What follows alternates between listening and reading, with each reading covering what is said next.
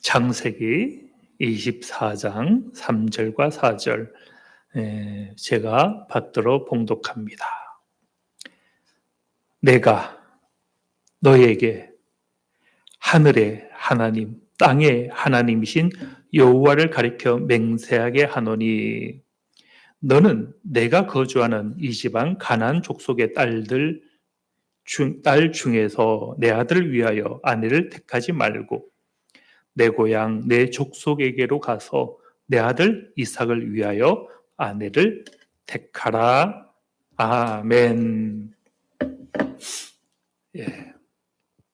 오늘 말씀의 제목은 신앙의 양극화.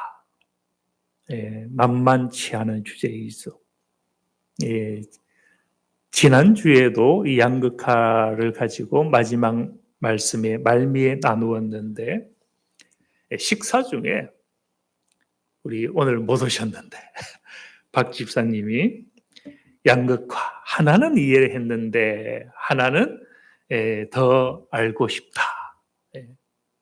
그래서 무엇을 이해했고 무엇을 더 이해하기를 원하는가 뒤늦게 생각해 보니 아마 육의 양극화는 이해가 되었는데 영의 양극화 부분이 더 알고 싶다라고 하신 것 같아서 다시 묵상을 하고 준비를 했습니다. 준비하면서 생각했던 것은 너무나 감사했다. 그걸로 지나가기에는 이 묵상이 굉장히 중요하다라는 걸 발견했고요. 왜 어려웠는지도 알게 되었습니다. 이 양극화, 육의 양극화, 영의 양극화, 알고 보니 하나가 더 있죠. 심판의 양극화. 해서 오늘 이 세 가지를 간단히 묵상을 하겠는데요. 간단히가 될지 모르겠지만 그런데 오늘 그 질문하신 분이 안 오셔서 이 세 양극화 중에 마지막 심판의 양극화는 다음 주나 다른 시간에 한 번 더 정리를 해서 세 가지를 한꺼번에 정리하다 보니까요. 심판의 양극화가 천국과 지옥의 문제를 우리가 어떻게 새롭게 볼 수 있을지 그 부분을 담고 있기 때문에 그것만 별도로 떼어서 하는 것도 좋지 않을까 생각을 합니다. 그 부분에 대한 부분도 작년에 한 교회 장로님이 제게 전화를 오셨더라고요. 대화를 하는 가운데 천국과 지옥에 대한 이야기를 하시더라고요. 요즘 새로운 그 신학교에서의 교수님들이 천국과 지옥이 없다. 뭐 이런 식의 강의를 하는데 자신은 붕괴한다.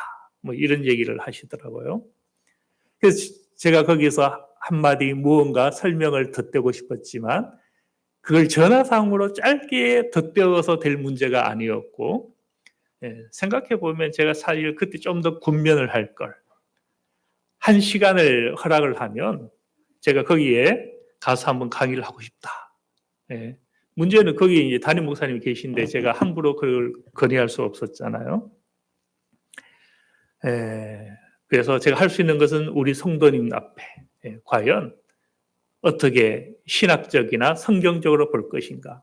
만약에 새로운 해석을 하는 것이 신학적인 차원이 있는데 성경적 차원이 없으면 문제가 되겠죠.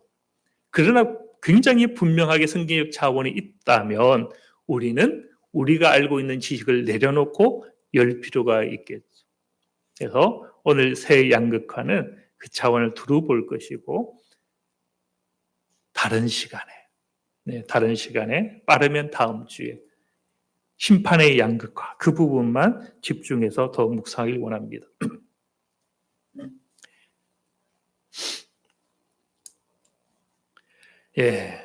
뒤로 한 장 넘겨주시고요. 양극화, 육의 양극화는 무엇이겠어요? 부와 가난의 양극화, 영적 양극화, 순종과 불순종, 믿음과 불신앙의 양극화, 심판의 양극화. 간단히 말하면 천국과 지옥 심판에 대한 우리는 이 심판을 과연 어떻게 이해해야 될까? 무서운 교리일까? 아니면 조금 다르게 볼 수 있겠는가? 예, 이것을 볼 것인데요. 오늘 본문에 보면 아브라함이 자기 종에게 부탁하는 부탁이 있습니다. 무엇인가 하면 너는 내가 거주하는 이 지방 가나안 족속의 딸 중에서 내 아들을 위하여 아내를 택하지 말고 내 고향, 내 족속에게로 가서 내 아들 이삭을 위하여 아내를 택하라. 아브라함은 왜 약속의 땅으로 하나님 허락하셨던 그 가나안에서 자기 며느리를 구하지 않았는가? 뭐 인종적 편견이겠습니까? 무엇 때문이겠어요? 영적인 문제였죠. 영적인 문제가 있더라. 신앙의 양극화. 이것을 바라본 거죠. 그 당시에는 무엇이 없었겠어요? 중간이 없었겠죠. 하나님 앞에 있는 영혼이거나 육적인 범죄와 의롭지 못한 타락과 그것이 양극화가 아주 극심했던 그 시대. 까닭에 그 가나안 땅에서 신앙의 유산을 이어가려면 가나안 사람이 아니라 영적 고향이었던 그곳. 거기서 아내를 구하기를 원했던. 아브라함도 이 양극화 문제에 대해서 깨어 있었고 그것을 중하게 여겼던 것을 볼 수가 있더라라는 거죠. 그런 차원에서 오늘은 이 양극화의 문제 세 가지를 한번 보고자 하는데요. 첫 번째는 뒤로 넘겨주세요.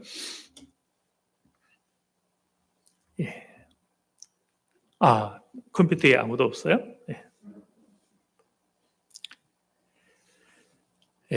뒤로 한 장 넘겨주시기 바랍니다. 자, 육적 양극화가 있죠. 이것은 일단 하나님의 뜻이 아니더라. 여기 보면 한 부자가 등장하죠. 어떤 부자입니까? 어리석은 부자가 등장합니다. 내 곡간을 헐고 더 크게 짓고 내 모든 곡식과 물건을 거기 사두리라. 어떻습니까? 하나님은 그에게 이렇게 말씀하죠. 어리석은 자요. 오늘 밤 내 영혼을 도로 찾으리니 그러면 내 준비한 것이 누구의 것이 되겠는가? 자기를 위하여 재물을 쌓아두고 하나님에 대하여 부유하지 못한 자가 이와 같으니라. 하나님에 대하여 부유하지 못한 자. 근데 여기서 한번 보세요. 하나님에 대하여라고 했잖아요. 근데 이 사람은 사실 누구에 대해서 가난한 자에 대하여 부유하지 못한 자였습니다. 자기를 위하여 쌓아두었지 그것을 약자와 나누지 않았죠. 사람 앞에 나누지 않은 것이 누구에 대하여 부유하지 못하다? 하나님 앞에. 우리는 자꾸 신앙을 너무 좁게 생각합니다. 하나님께 기도하는 것, 하나님께 예배하는 것, 하나님 앞에 무엇을 하는 것, 그걸 신앙의 전부로 합니다. 이웃과 세상 가운데 하는 그것이 하나님에 대하여 부유하거나 가난한 것을 결정을 한다. 예배는 이 시간 모이는 예배만이 아닌 것, 흩어지는 예배. 그것이 중요하죠. 여기도 일단 무엇을 보여줍니까? 육적 양극화. 있는 자는 쌓아두고 더 모으는 그것. 없는 자는 있는 것도 없는 자는 뭐 없으니까. 그런데 그 없음을 대물리하게 되는 양극화. 이 비유가 보여주는 것은 무엇이겠어요? 그런 양극화, 하나님의 뜻이 아니다. 우리는 자꾸 모으려 있는 자일수록 더 모으려고 하죠. 더 부족하게 여기죠. 더 갈증을 가지죠. 족한 줄을 알지 못하죠. 그런데 그것은 하나님의 뜻이 아니더라. 또 되네. 두 번째는 불의한 청지기 비유죠. 불의한 청지기 비유 내용이 복잡하고 그 안에만 해도 여러 한 시간을 묵상할 수 있기 때문에 제가 제한적인 몇 구절만 가져왔는데요. 불의의 재물로 친구를 사귀라. 그리하면 그 재물이 없어질 때에 그들이 너희를 영주할 처소로 영접하리라. 이 비유도 보면 재물은 불의한 것, 사라질 거니까. 있다가도 없잖아요. 여러분 통장에 돈이 꽂혔는데 나중에 지나보면 남아있습니까? 사라집니까? 불의하더라. 네. 그런데 그 재물은 모으는 재물이 아닌 거예요. 친구를 사귀는데 쓰는 거예요. 그 친구는 우리 이웃이겠죠. 또는 약자일 수 있는 거죠. 재물이 없어질 때에. 재물이 더할 때가 아닙니다. 없어질 때에. 그것이 무엇과 상관합니까? 영주할 처소. 자기 영혼을 위한 길의 준비가 된다. 없어질 때에. 이 비유가 무엇을 보여줍니까? 육의 양극화를 원치 않더라. 재물이 더하고 많이 모았다고 해서 주님께서 야, 너 수고 많이 했구나. 그것은 영주할 처소를 위한 예비가 되리라라고 말씀하지 않은 것. 오히려 나눠주는 것. 심지어 자신이 가난하게 될지라도. 이 비유가 보여주는 것 같은 거예요. 이 비유의 결론도 한번 보세요. 13절에 하나님과 재물을 겸하여 섬길 수 없다. 우린 재물로 하나님을 섬긴다라고 생각을 할 수도 있는데 하나님의 뜻은 꼭 그렇지만은 않습니다. 그런데 이 비유가 끝이 나고 14절에 보면 바리새인은 돈을 좋아하는 자들이다. 이 비유를 듣고 무엇했다? 비웃었다. 바리새인은 종교인, 종교 지도자들이잖아요. 우리 이 종교 지도자들, 신앙의 지도자들은 영적일 것 같은데 육적이더라. 저들은 육적이더라. 돈을 좋아하더라. 주님의 이 비유를 듣고 비웃었더라는 것. 이 비유도 무엇을 보여줍니까? 육의 양극화. 있는 자가 더 가지는 거 원치 않더라. 오히려 그것이 없어질 때에 그렇게 사는 길이 무엇이다는 거요? 영주할 처소로 예비하는 길이 되더라. 또 다른 비유를 하나 볼까요? 또 하나 넘겨주실까요? 예. 이제 한 부자와 한 거지의 비유죠. 한 부자가 있어 자색 옷, 고운 베옷을 입고 날마다 호화롭게 즐기더라. 그런데 나사로라 이름하는 한 거지가 있어 헌데투성이로 그의 대문 앞에 버려진 채. 주님께서 버려짐을 당했기 때문에 버려진 자들에 대해 관심이 많아요. 우리 주님은. 구유에 누우셨죠. 다르게 말하면 누우실 곳이 없이 버려진 형상으로 오셨죠. 부자의 상에서 떨어지는 것으로 배불리려 하매 심지어 개들이 와서 그 헌대를 핥더라. 몸에 질병이 있지만 적절한 치유도 받지 못했던 그 거지.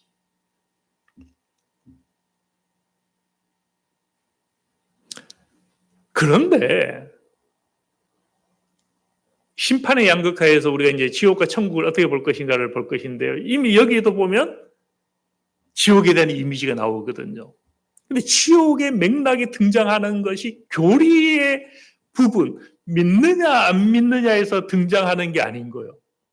놀랍게도. 그걸 찾아오세요. 지옥이 등장하는데 믿느냐 안 믿느냐에서 등장하는지 이런 부분, 삶의 행위에서 등장하는지 한번 찾아보세요. 찾아보시기 바랍니다. 교리로 등장하는가? 안 등장해요. 구약의 지옥에 등장할까? 안 등장합니다. 교리 서신 사도 바울 11권, 12권 안 등장합니다. 비유로만 등장, 비유로. 네. 한번 보세요. 25절에 얘너는 살았을 때 좋은 것을 받았고 나사로는 고난을 받았으니 이것을 기억하라. 이제 그는 여기서 위로를 받고 너는 괴로움을 받느니라.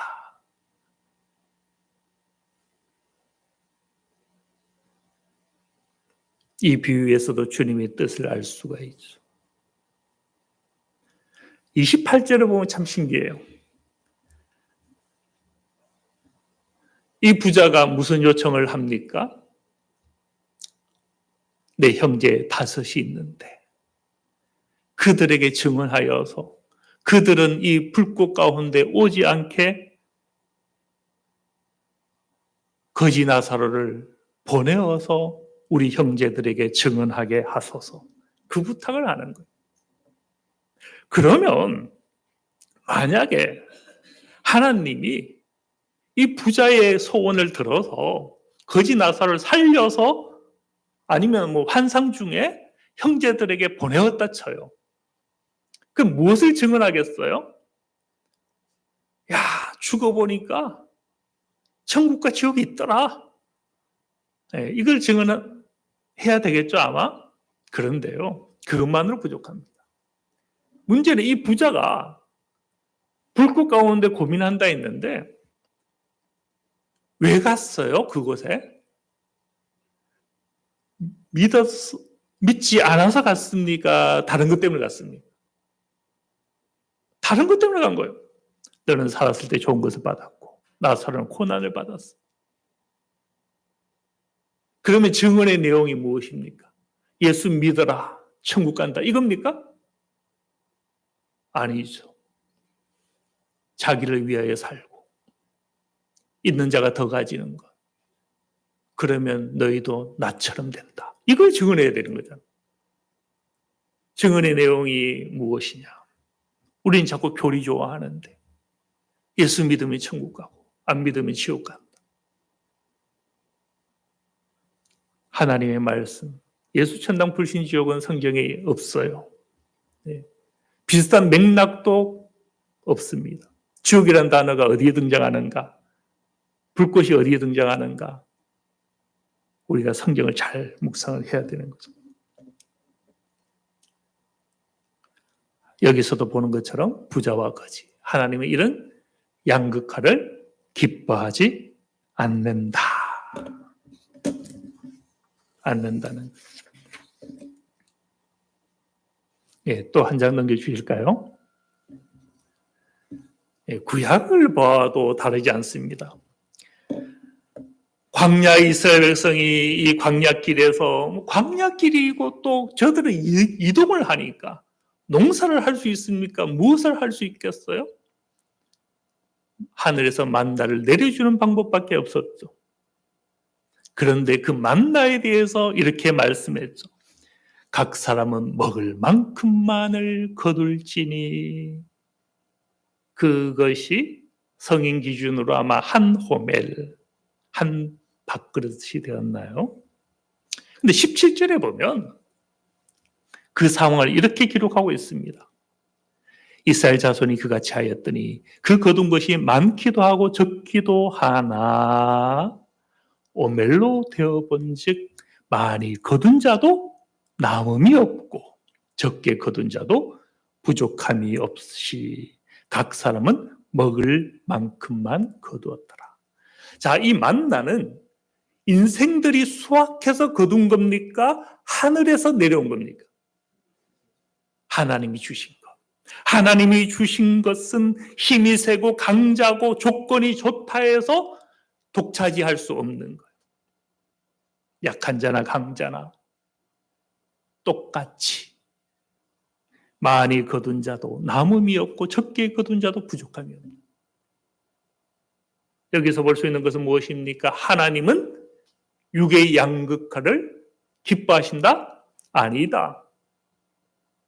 평준화하는 것을 하나님은 원하신다. 그 다음 비유. 예, 뒤로 한 장 또 넘겨주시고. 예. 천국은. 자, 여기서 천국이 등장하는데요. 다르게 말하면 하나님의 나라는 천국은 같은 표현입니다. 자, 여기 보면 시간이 등장합니다. 포도원 품꾼을 구하는 겁니다. 지금 구하는데 이른 아침에 구해요. 이 이른 아침에 구하는 사람은 하루의 일당에 해당이 되겠죠. 그리고 제3시, 여기서 성경의 시간에 우리의 6시간을 더하면 우리 시간입니다. 6을 더하면. 그러면 이른 아침에 한 번, 3시가 두 번째인데 3시에다가 6을 더하면 9시. 예. 그러면 아마 이른 아침은 6시나 7시이겠죠. 예. 자, 그리고 제6시, 그리고 제9시에도 사람을 구했습니다. 그런데 제11시에 6시를 더하면 거의 오후 5시. 오후 5시면 일이 곧 1시간밖에 일할 수 없는 사람입니다. 11시에도 구했어요. 6번을 구했네요. 5번 구했네요. 그런데 이른 아침에 왔던 6시나 7시에 왔던 그 사람과 한 데나리온을 약속했고 그들에게 한 데나리온을 주었는데 문제는 제11시에 와서 1시간밖에 일하지 않은 자들에게도 한 데나리온을 주었더라. 왜 그런지 아세요? 이 한 데나리온은 일꾼이 하루 받을 사례이기도 하지만 그것이 그 가정이 살아갈 최소한의 최저임금이거든. 1시간만 일했다고 해서 최저임금을 주지 않으면 그 사람과 그의 가족은 무엇합니까? 굶는 거예요. 까닭에 주님은 비유죠, 비유. 하나님의 나라는 먼저 된 자나 나중된 자가 같다. 누구나 최저임금은 보장을 받아야 된다. 나중 온 이 사람에게 너희와 같이 주는 것이 내 뜻이다.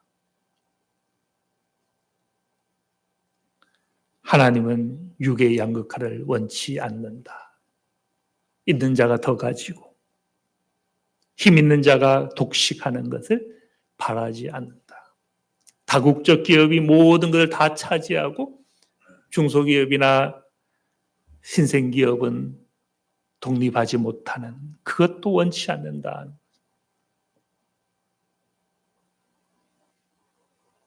어떻습니까? 일단 육의 양극화는 이해가 쉽죠. 아마 지난주 질문했던 게 그거 같아요. 하나는 이해했는데 하나는 더 듣길 원한다라는 게 육의 양극화는 어떤 의미인지 이해를 했다라고 하신 것 같아요. 일단 뭐 육의 양극화는 간단히 말하면 이것이죠. 자, 한 장만 넘겨주실래요? 예. 구약의 선지자도 까닭에 이렇게 이야기했습니다. 가옥에 가옥을 이으며 전토에 전토를 더하여 빈틈이 없도록 하고 이 땅 가운데서 홀로 거주하려 하는 자들은 화 있을진저. 선지자들도 알았어요. 그것은 하나님의 뜻이 아니다. 있는 자가 더 가지고 모든 것을 차지하는 그런 세상, 그런 자에게 성경은 하나님의 뜻이 아니다라고 구약과 신약에서 분명히 말씀하더라. 자, 육의 양극화는 하나님 뜻이 아니다라는 거죠. 문제는 다음입니다. 또 다른 양극화가 있는데 영적 양극화도 있거든요. 한번 볼까요? 이것은 제가 여러분들에게 보내었던 말씀 357번째 말씀 문자의 한 부분인데요. 이 부분을 약간 구성을 새롭게 해서 묵상을 했습니다. 지금 시간상 보면 이 정도 하고 끝내야 되지 않을까 싶긴 한데요. 한번 보겠습니다. 여기도 보면 하나의 열매 맺는 가지와 열매 맺지 못하는 가지의 비유가 등장하죠. 내게 붙어 있어 열매를 맺지 아니하는 가지는 그것을 제하여 버리시고 모든 열매를 맺는 가지는 더 맺게 하려 하여 그것을 깨끗하게 하신다. 이건 농부가 가지치기 하는 것에 대한 비유죠.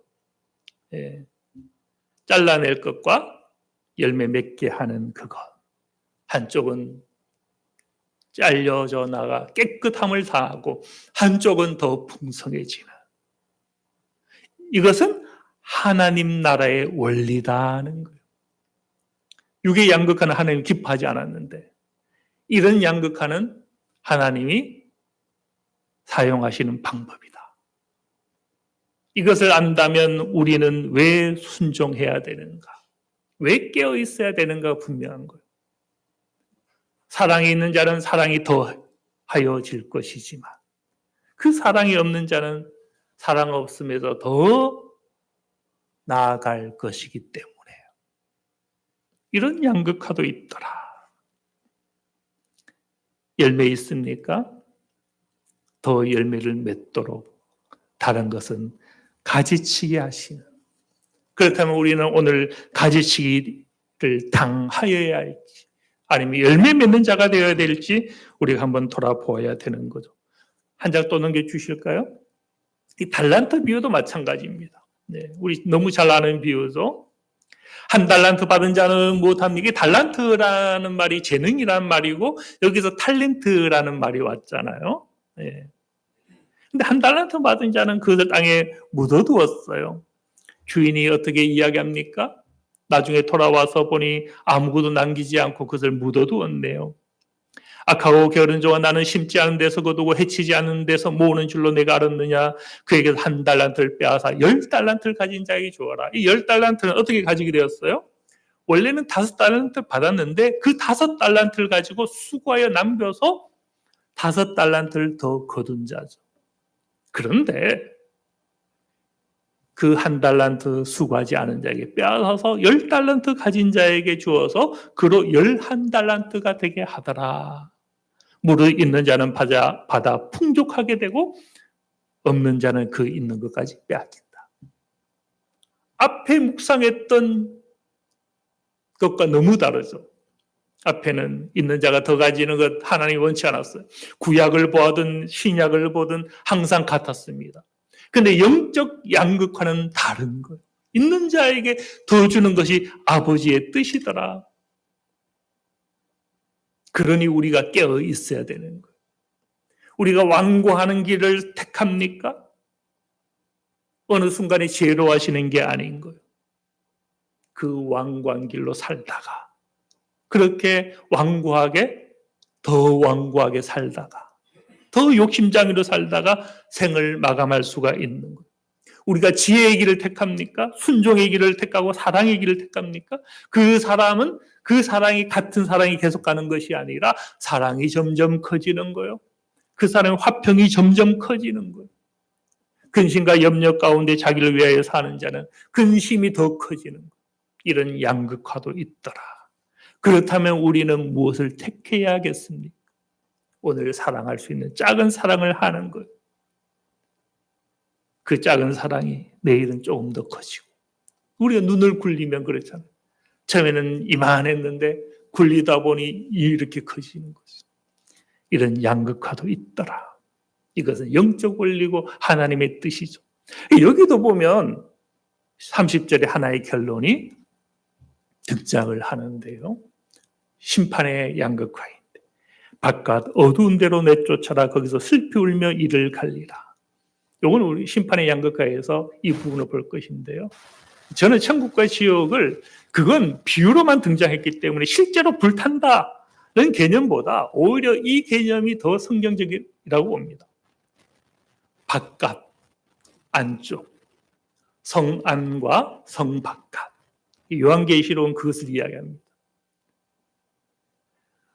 순종하는 자들, 사랑하는 자들, 불의가 아니라 의 가운데 행한 자들은 성 안으로 들어가서 주님과 더불어 왕노릇하는 것. 그런데 불의를 행하고 자기를 위하여 산 자들은 성 바깥에서 거기서 슬피 울며 이를 가는 것. 이 심판이 있다. 성경이 심판을 이야기하는데 그 심판이 꼭 불타는 지옥만을 이야기해서 안 되는 거예요. 그건 비유적으로 한 표현인데 그걸 문자적으로 볼 것인가. 문자적으로 보면 어떤 문제가 생긴지 아세요? 조금 전에 본 것처럼 그게 교리에서 온 게 아니거든요. 삶에서 왔습니다. 지옥이 등장하고 불이 등장할 때 보면 믿었느냐 안 믿었느냐 거기서 지옥이 등장하지 않아요. 가난한 자에게 어떻게 했느냐, 섬겼느냐, 여기서 등장하는, 놀랍게도. 예, 한번 넘겨줄까요? 달란트 비유. 예. 그리고 여기도 보면요, 또 다른 양극화가 등장하죠. 계시록 22장 11절에 보면 불의를 행하는 자는 그대로 불의를 행하게 되고 더러운 자는 그대로 더럽고 의로운 자는 그대로 의를 행하고 거룩한 자는 그대로 거룩하게 하라. 오늘날 어떻습니까?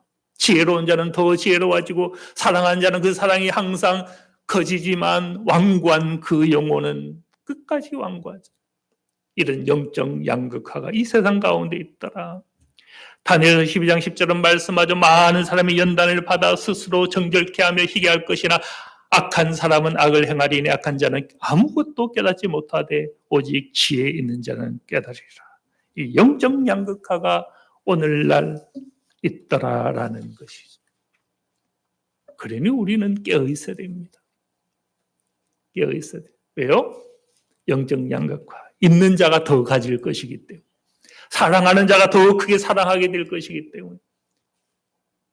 우리는 무엇을 택하겠습니까? 자, 마지막으로 이제 심판의 양극화를 보겠는데요. 이건 간단히 보고 기회가 되면 좀 더 깊게 묵상하길 원합니다. 계시록 22장 12절 이하에 보면 보라 내가 속히 오리니 내게 줄 상이 있어 각 사람에게 그가 행한 대로 갚아주리라. 여기도 보면 한번 보세요. 믿는 대로입니까? 행한 대로입니까? 행한 대로, 행한 대로. 네.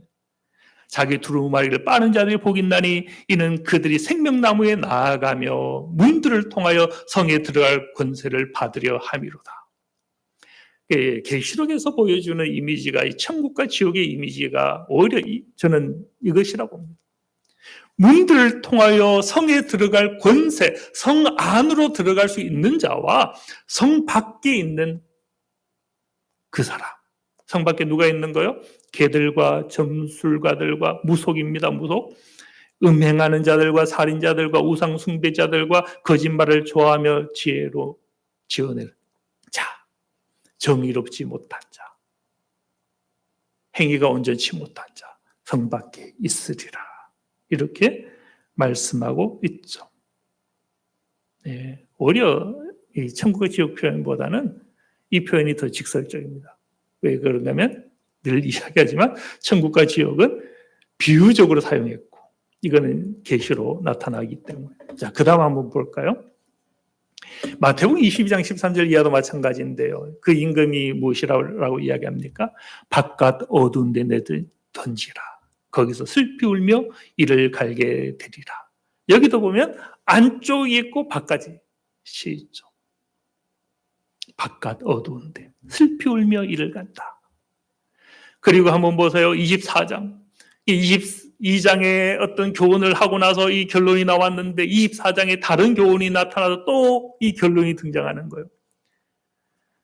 어미 때리고 외식하는 자가 받을 벌에 처하리니 외식하는 자는 행위거든요. 행위. 자기가 의로운 줄 알고 자기가 잘난 줄 알고 긴 옷을 입고 자기를 위세하고 자기가 혼자 거룩한 줄 알고 그런 외식하는 자들. 그들은 슬피 울며 이를 갈리라. 그리고 25장에 보면 다른 또 교훈이 등장하고 이 25장도 마찬가지입니다. 25장에 보면 양과 염소에서 약자를 돌보았느냐 안 보았느냐 이 두 가지가 막 나뉘잖아요. 그러면 이 30절에 보면 이 무익한 종을 바깥 어두운 데로 내쫓으라. 거기서 슬피 울며 이를 갈리라. 여기도 보면 안쪽이 있고 바깥이 있는 거예요. 바깥 어두운 데로. 누가복음 13장 28절도 마찬가지입니다. 아브라함과 이삭과 야곱과 모든 선지자는 하나님 나라에 있고 너희들은 바깥 쫓겨난 것을 볼 때 거기서 슬피 울며 이를 갈리라. 안쪽에 있고 바깥쪽. 의롭지 못한 자들. 자기를 위해 살아갔던 자들. 정욕과 탐욕과 그것으로 인하여 살아가고 돌보지 않고 그렇게 살아갔던 자들. 거기서 슬피 울며 이를 갈리라. 이 정도니까 지옥 가도 되겠네요. 그렇습니까? 예. 불타는 거면 못 가겠는데, 뭐, 성 안과 바깥 정도니까 괜찮겠네라고 생각하면, 그건 또 아니잖아요. 예. 또 뒤로 한번 넘어갈까요? 양극화, 심판의 양극화가 있죠. 영생을 받는 자도 있겠고 수칠당하여 영원히 부끄러움을 당할 자도 있을 것이며 지혜 있는 자는 궁창에 빛과 같이 빛날 것이요 많은 사람을 옳은 대로 돌아오게 한 자는 별과 같이 영원토록 비치리라. 한쪽이 뭐 불타지 않아도 문제는 수치를 당한다. 내 형제, 내 이웃, 내가 무시했던 그 사람은 아브라함 품에서 하늘의 궁창처럼 빛나고 성 안에서 왕노릇하며 살아가는데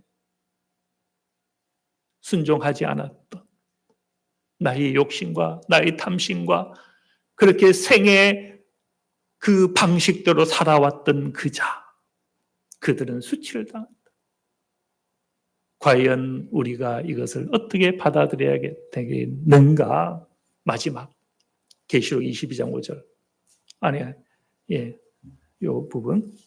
그들이 세세토록 왕노릇, 성 안에서. 결국 두 가지로 나뉘는 거예요. 왕노릇 할 자와 그 왕노릇의 통치를 받을 자.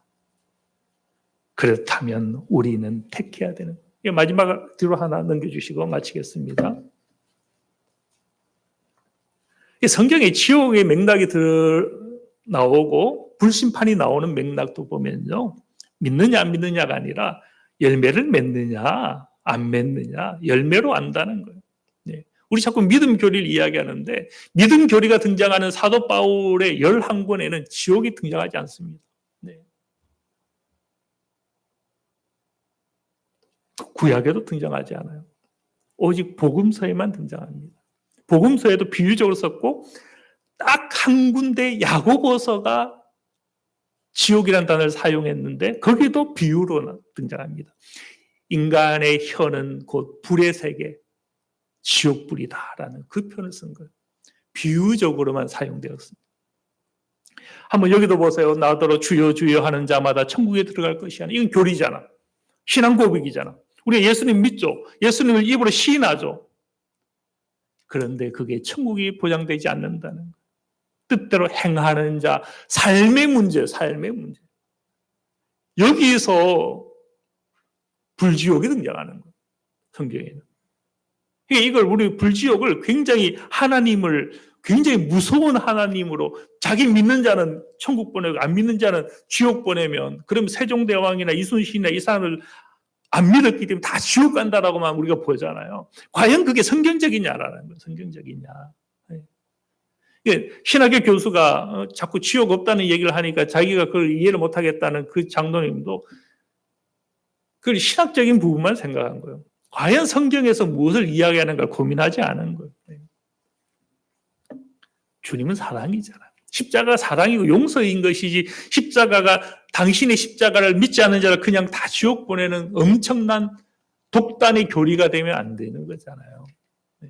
우리 성경을 하나님의 말씀을 잘 묵상해야 되는 것이고 그런 차원에서 우리가 하여튼 세 가지를 보았는데 이 세 가지 중에 마지막은 나중에 다른 시간에 한 번 더 조금 더 분명하게 묵상하는 시간을 가지고자 합니다. 이 양극화가 있다라는 거 우리는 어떻게 해야겠어요? 육의 양극화는 극복해야 됩니다. 영의 양극화는 우리가 지혜의 자리에 있어야 됩니다. 심판의 양극화가 비록 성 안과 성 바깥이 될지라도 그게 영원하다면 우리는 주의해야 되는 거예요. 주의해야 돼요. 영원하다면. 깨어있는 저와 여러분들 다 되시길 바랍니다. 기도합니다. 하나님 아버지, 하나님의 은혜가 우리 가운데 차고 넘치는데 우리는 과연 지혜자입니까? 하나님의 사랑을 닮아 우리도 사랑하며 용서하며 하나님의 화평을 세상 가운데 나타내는 소금과 빛으로 살아가고 있습니까?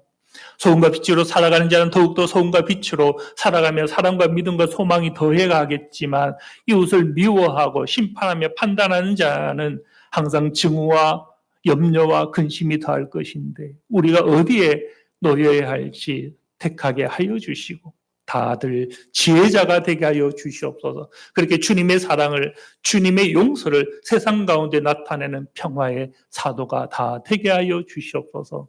그것이 예수님을 바른 믿음이고 그것이 믿음의 증언인 것을 우리가 고백하게 하여 주시옵소서. 모든 것 다 주께 감사드리며 예수 그리스도의 이름으로 기도드립니다. 아멘.